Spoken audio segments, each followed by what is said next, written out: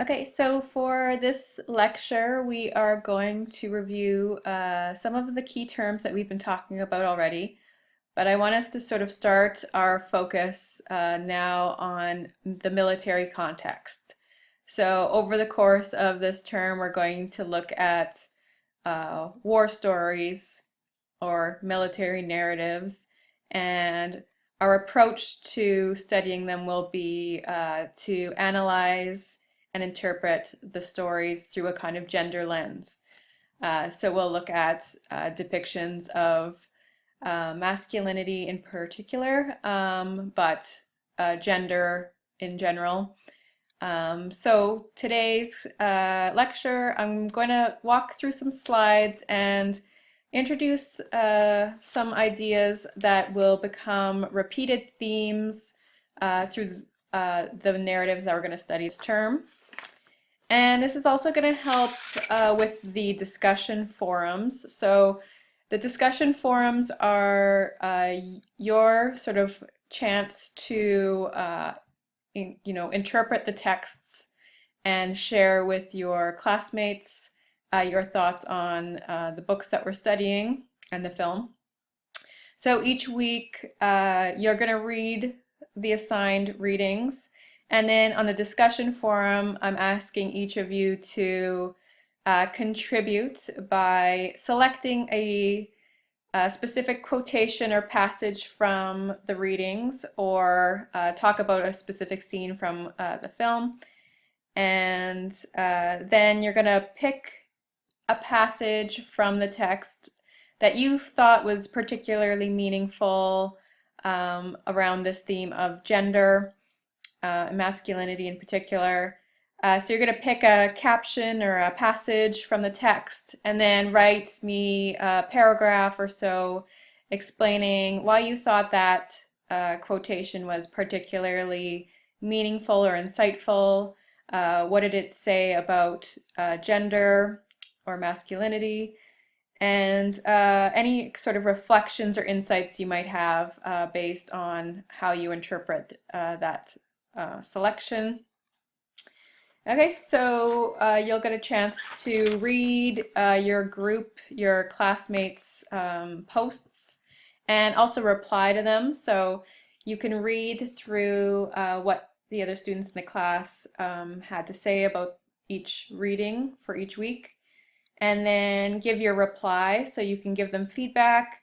You can add your own insights. You could comment on what they said and agree or disagree.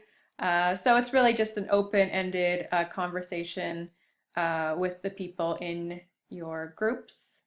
And these groups will be assigned to you, so you don't really have much say in which group you fall into, but you'll be interacting with 5 people or so online in the forums.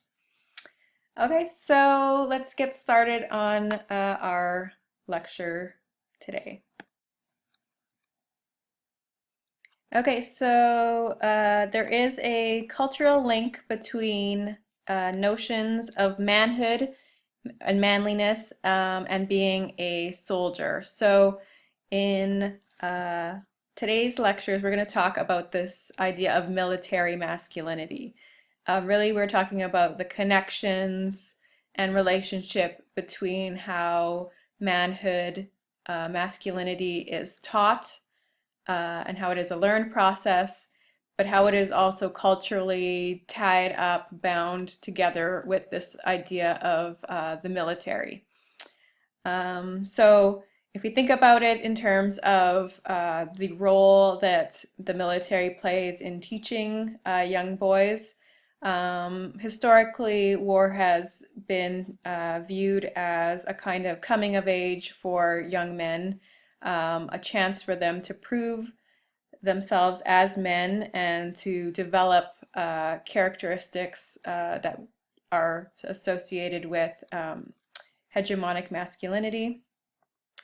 And I want us to take a critical view of this connection. So in class, we're going to dissect or deconstruct this connection between manhood and the military, and look of how what are these sort of implicit ideas or norms being taught to young boys when we tell them to aspire to be military men, to be soldiers. Okay, so let's look more closely at the military system and how it reflects certain notions or ideas about masculinity. So the military system has played a role in establishing the notion or this idea of hegemonic masculinity. And if you'll remember back to our last lecture, hegemonic masculinity is the most valued, most dominant form, most visible form of masculinity, the one that is culturally aspired to, idealized, and placed on a pedestal. It is also unrealistic, unattainable, and not the sort of what everybody can meet those expectations of. But in regards to the military, there is this ideal hegemonic male who meets all the expectations of the perfect soldier. And you could see the type of hegemonic masculinity being portrayed by somebody who is valorized as a war hero, who has, earned medals, and who completely embodies all of the characteristics of the perfect soldier. So I'm using an example here of Captain America. And this is sort of a contemporary example. So if you've watched the Marvel movie Captain America, you know what I'm talking about. But that movie is about the character, the young boy. He starts out being, stereotypically wimpy. He's kind of rejected by the military system and thought to be too weak, too frail, to be a good soldier. However, inside he has all these, characteristics of bravery and courage and self-sacrifice that we think of when we think of, the patriotism and heroism of a soldier. So on the outside, he doesn't meet the expectations, and then they enlist him into this experimental program where he becomes a super soldier. And that's what the picture on the slide depicts there. So he becomes this quintessential hegemonic American male soldier. So he represents the ideal man, almost like a Superman type of character. So he has, superhuman, super soldier strength and embodies everything that we think of when we are imagining the sort of hegemonic male.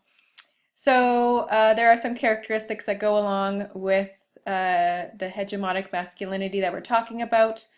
So in regards to men's relationships with other men, the hegemonic male has a sort of alpha male status.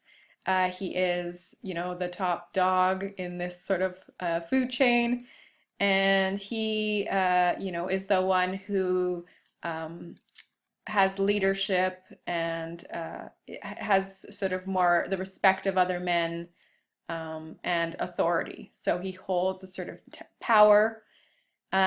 He's also known, this hegemonic male is known as being particularly courageous and taking risks. So he's willing to put his life on the line, do whatever it takes in order to accomplish his mission. And often sort of, sacrificing himself for the good of others. So he's willing to take those risks. And he also is completely, in control of himself and can control others. This includes a kind of emotional control, or what we would call stoicism.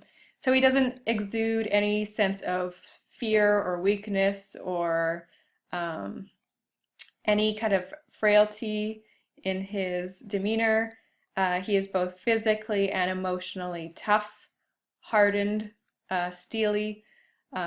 So his obvious physical manifestation is through, a very muscular, exaggeratedly masculine frame, and Captain America obviously embodies that as well.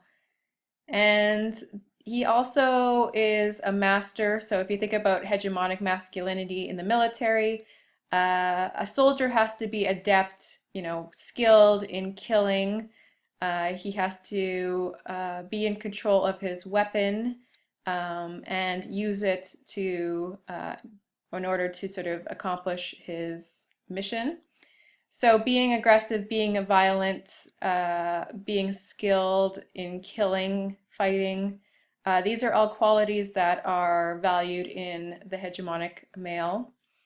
And lastly, the hegemonic male in the military system is also overtly heterosexual. So even though this is like a male environment where there are very few women, uh, there is no room for any sort of male desire, right? So same-sex desire is stigmatized, is sort of taboo in this military system. And all of these qualities are embodied in the hegemonic male, and these are what soldiers would learn to aspire to emulate, and to conform to within a military system.